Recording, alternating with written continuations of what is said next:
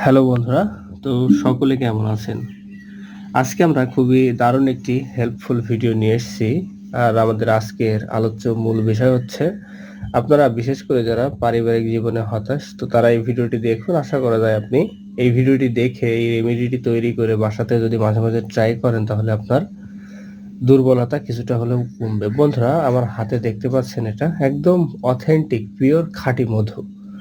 অনেকে বলতে পারেন যে এখানে তো মোড়ক রয়েছে কোম্পানির। অ্যাকচুয়ালি কোম্পানির মধু এর মধ্যে ছিল, তবে সেটা ফুরিয়ে যাওয়ার পরে আমরা একদম দেশি মধু এখানে সংরক্ষণ করে রেখেছি বন্ধুরা।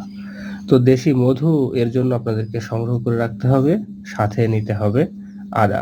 এক টুকরো আদা হলে যথেষ্ট। তো এই আদা এবং মধু আর তার সাথে নিতে হবে একটা পান পাতা।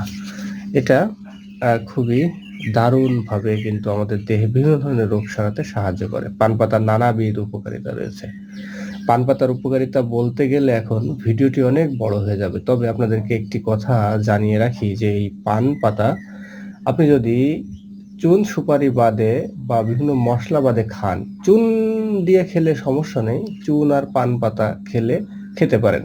কাঁচা পান যদি শুধু খান তাহলে আপনার হজম শক্তি বৃদ্ধি পাবে, মুখের দুর্গন্ধ দূর হবে, এছাড়াও নানা উপকারিতা কিন্তু রয়েছে। আর আদার কথা যদি আমরা বলি, আদা আপনার রুচিশীলতাকে বৃদ্ধি করে, দেহের বিভিন্ন রোগ প্রতিরোধ ক্ষমতা বৃদ্ধি করতে কিন্তু সাহায্য করে। আদা অত্যন্ত উপকারী একটি জিনিস।